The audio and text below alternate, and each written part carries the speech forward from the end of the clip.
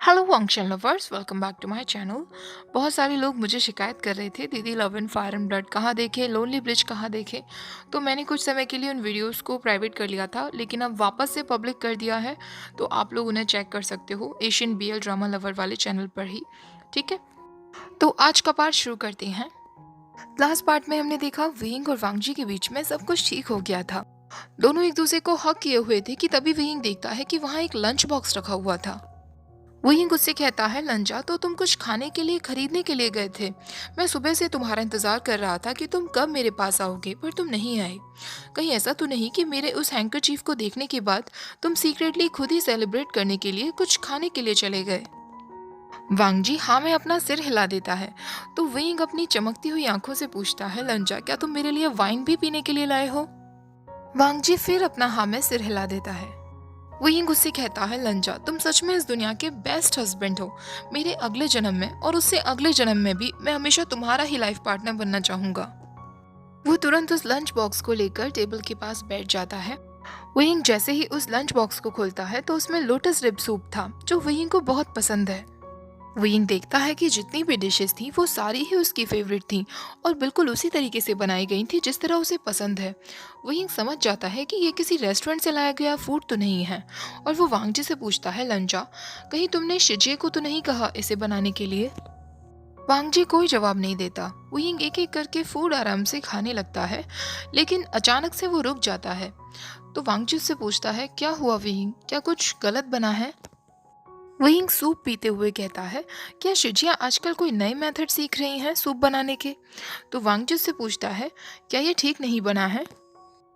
वहीं कुछ समय बाद वांगजी से पूछता है, लंजा, क्या ये तुमने बनाया है? वांगजी लो वॉइस में हाँ कह देता है। वहीं चॉपस्टिक्स को टेबल पर ही रख देता है और उसकी तरफ ही देखता रहता है। वांगजी पूछता है, क्या ये अच्छा नहीं बना है? वहीं गुस्से कहता है, तो तुम सुबह से शिजिया के पास थे और उनसे सीख रहे थे कि इसे कैसे बनाना है? वांगजी अपनी आंखें नीची करते हुए कहता है, मिस जांग मुझे काफ़ी दिनों से ये बनाना सिखा रही थी, लेकिन शायद अभी भी मैं ठीक से नहीं सीख पाया हूँ। जैसे ही वांगजी अपना सेंटेंस कंप्लीट करता है, विंग उसके गोद में आकर बैठ जाता है और वांगजी को टाइटली हग कर लेता है। वांगजी उससे कहता है, क्या हुआ विंग? विंग उससे कहता है, लंजा, तुम कब तक और ऐसे रहोगे? इतना सब कुछ करते हो मेरे लिए और कुछ भी नहीं कहते।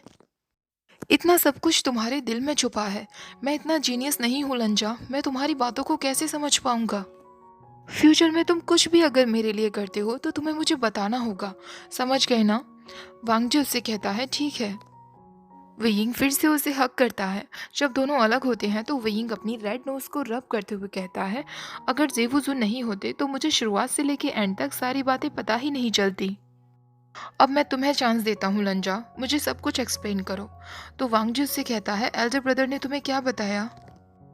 वही उससे कहता है, लंजा, मैं चाहता हूँ कि तुम खुद मुझे सब कुछ बताओ, जेवुज उन पर डिपेंड मत रहो। वांगजी कहता है, वइंग, मैंने तुम्हें लेकर लैंड एल्डर्स के सामने कुछ बातें रखी हैं। फ्यूचर में वो तुम्हें क्रिटिसाइज नहीं करेंगे अगर तुम रूल्स को वायलेट करते हो तो। वइंग उसकी बातें सुनता है, लेकिन उसकी आंखों में बहुत गुस्सा था। वांगजी देखकर कहता है, क्या हुआ? वइंग वांगजी के चेस्ट पर एक पंच मारता है। वो कई बार ऐसा करता है। वांगजी उसे खुद को पंच मारने देता है, लेकिन साथ में वो बहुत कंफ्यूज था। वही कहता है, मैं कुछ भी गलत करूंगा लंजा और तुम उसकी रिस्पॉन्सिबिलिटी लोगे, तुम्हें पनिश किया जाएगा। तुम यही कहना चाहते हो ना कि मैं रूल्स को तोड़ सकता हूँ, लैंड एल्डर्स मुझे क्रिटिसाइज नहीं करेंगे क्योंकि मेरी जगह वो तुम्हें पनिश करेंगे। लंजा, तुमने सोच भी कैसे लिया कि ऐसा मैं होने दूंगा? तुम्हें पनिशमेंट मिले या मुझे पनिशमेंट मिले, बात तो एक ही है ना? वांगजी फिर अपना सिर झुकाते हुए कहता है, मुझे पता है कि तुम क्लाउड रेसेस में खुश नहीं हो वेइंग, और मुझे डर है कि तुम फिर से मुझे छोड़कर चले जाओगे। इन दिनों जब मैं लोटस कोव में रहा तो मैंने देखा कि यहाँ के लोग उत्साह से भरे हैं, अक्सर मुस्कुराते हैं और चेयरफुल लाइफ जीते हैं। तुम यहीं बड़े हुए हो वेइंग, इसलिए तुम्हारा नेचर चेयरफुल है और मुझे तुम वैसे ही पसंद हो। मैं चाहता हूँ कि तुम उसी तरह जियो जिस तरह तुम चाहते हो। तुम्हें लैंड क्लैन रूल्स पसंद नहीं तो तुम उन्हें बिल्कुल भी फॉलो मत करो, वो सब का ख्याल मैं रख लूँगा। तुम बस मेरे साथ रहो। वइंग फिर उसे कस के हक कर लेता है और उससे कहता है, मैं हर सिचुएशन में तुम्हारे साथ रहूँगा लंजा। वइंग कोई कावर्ड नहीं है, ना ही कोई सेल्फिश इंसान है और ना ही कोई ऐसा इंसान जिसे तुम इजीली खुद से अलग कर सको। मैं तुमसे प्यार करता हूँ लंजा, और अब मैंने तुम्हें पकड़ लिया है। चाहे तुम मुझसे दूर भागकर किसी भी कोने में क्यों ना चले जाओ, पर तुम मुझे कभी भी अवॉइड नहीं कर पाओगे। जब तक तुम मेरे साथ हो, मैं हेल में रहने के लिए भी तैयार हूँ। तो फिर क्लाउड रेसिस क्या चीज़ है? बस घुटनों पर बैठना पड़ता है और पनिशमेंट ही तो मिलती है। तुम्हें क्या लगता है लोटस कोव में मैडम यू ने कभी मुझे पनिशमेंट नहीं दी? उनकी पर्पल लाइटनिंग और तुम्हारे रूलर में ज़्यादा कोई डिफरेंस नहीं है। मेरी स्किन बहुत रफ और थिक है लंजा। अगर मुझे पनिशमेंट मिलेगी भी, नेक्स्ट डे मैं फिर भी खाऊंगा और पीऊंगा, मुझे कुछ नहीं होगा लंजा। हम दोनों साथ मिलकर सब कुछ सहन कर लेंगे, एक दूसरे का हमेशा ख्याल रखेंगे और कभी एक दूसरे को छोड़कर नहीं जाएंगे। समझ गए ना लंजा? अब वांगजी सीधे वुयिंग को किस करने लगा था।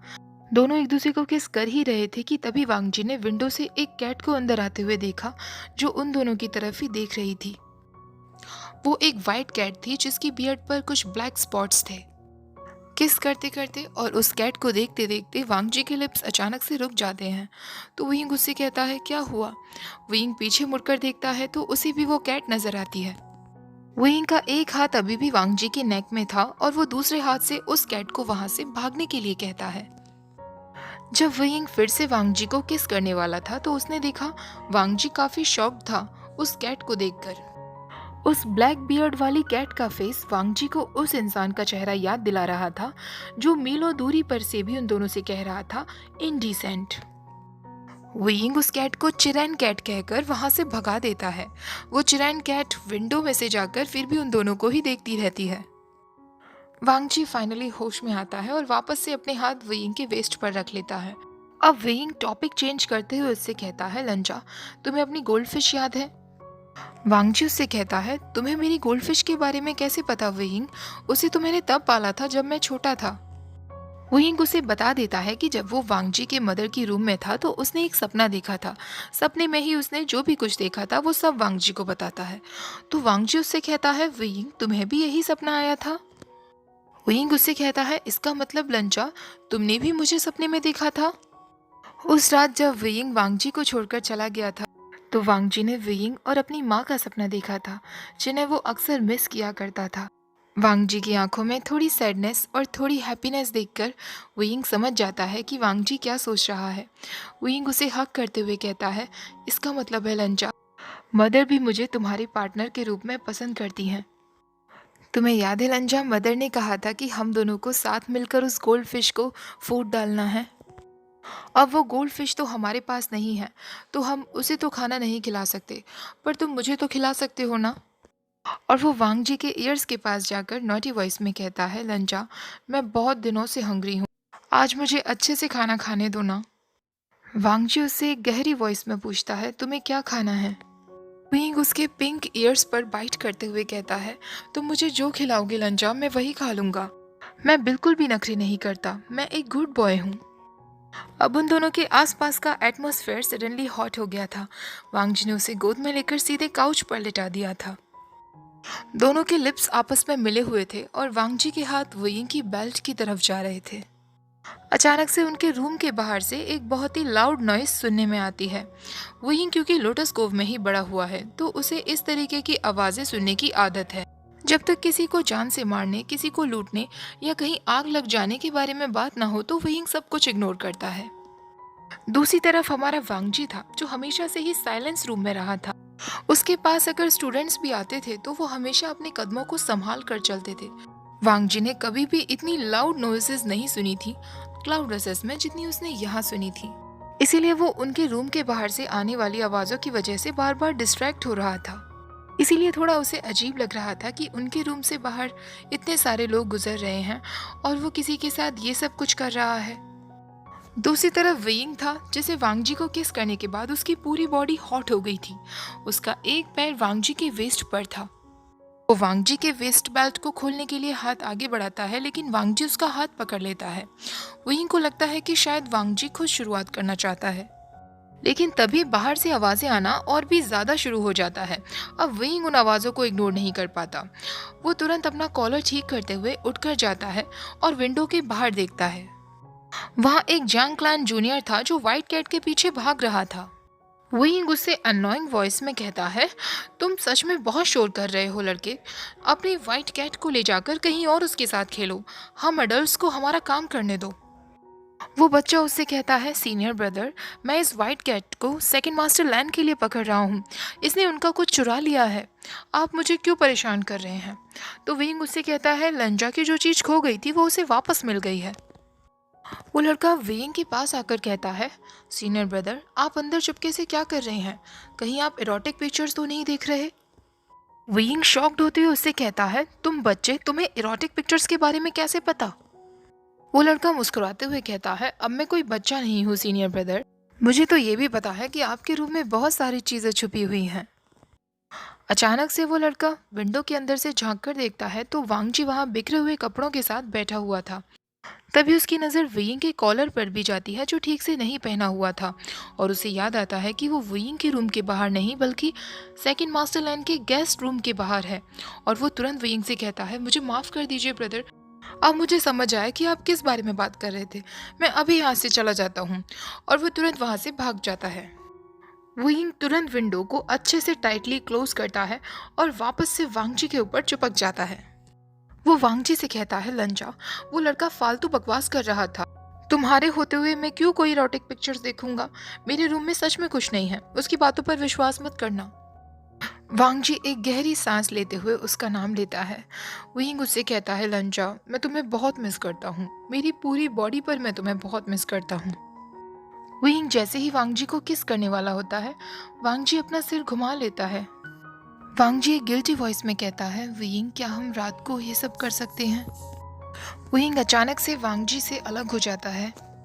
वांगजी को लगता है कि शायद विंग को बुरा लगा है। विंग उस सारे फूड को वापस लंच बॉक्स में रखता है और पैक करते हुए वांगजी से कहता है, लंजा, मैं ये सब बाद में खा लूँगा। वो मुस्कुराते हुए वहाँ से चला जाता है। वांगजी उसका नाम लेते हुए उसके पीछे जाता है, लेकिन विंग दरवाजे को बंद कर देता है और वहाँ से गायब हो जाता है। विंग अपने रूम में आता है, दरवाजे को बंद करता है। विंग का दिल बहुत ज़ोर ज़ोर से धड़क रहा था। उसके लिप्स पर अभी भी उसे वांगजी की स्मेल फील हो रही थी। वांगजी उससे प्यार करता है, वरना वो अपने टीचर्स को, अपने मोरल्स को इस तरह चैलेंज नहीं करता। विंग ये बात समझता है, लेकिन वांगजी ने फिर भी उसे अभी अवॉइड किया। चाहे वो एक दूसरे को कितनी बार कन्फेस क्यों ना कर लें, उन दोनों की बॉडी चाहे कितनी भी हॉट क्यों ना हो, पर वांगजी हमेशा वही लिटिल स्टबर्न ही रहेगा। विंग सोचता है, शायद उस लिटिल स्टबर्न की दिल की गहराइयों में अभी भी सब कुछ क्लियर है, सब कुछ खाली है, बिल्कुल उसके एंसेस्टर्स की तरह। शायद वांगजी किसी और का टच बर्दाश्त नहीं कर सकता। उसे नहीं पसंद कि कोई उसे किस करे, हक करे। वो किसी भी तरीके के फिजिकल प्लेजर में नहीं पड़ना चाहता, क्योंकि उसकी नज़रों में ये इनडिसेंट है। विंग जब बाहर जाता है तो वही लड़का विंग को देखते हुए कहता है, ब्रदर, आप इतनी जल्दी बाहर आ गए? विंग सीधा किचन में जाता है जहाँ यानली कुछ डिशेस के साथ बिजी थी। विंग का सैड एक्सप्रेशन देखकर यानली उससे कहती है, आशिन, क्या तुम्हें वो डिशेस पसंद नहीं आए जो सेकंड मास्टर लैन ने बनाए थे? विंग यानली से पूछता है, शिजी, क्या ऐसा पॉसिबल है कि हम किसी से बहुत गहराइयों तक प्यार तो करते हैं, पर हम उस इंसान के क्लोज नहीं जाना चाहते? यानली उससे कहती है, क्लोज मतलब? विंग के चीक्स अचानक से ब्लश करने लगते हैं। यानली भी समझ जाती है। विंग उससे कहता है, सॉरी शिजे, मुझे ये सब आपसे नहीं पूछना चाहिए था। यानली मुस्कुराते हुए कहती है, आशियन, लगता है तुम्हें सच में सेकंड मास्टरलैंड से गहरा प्यार हो गया है।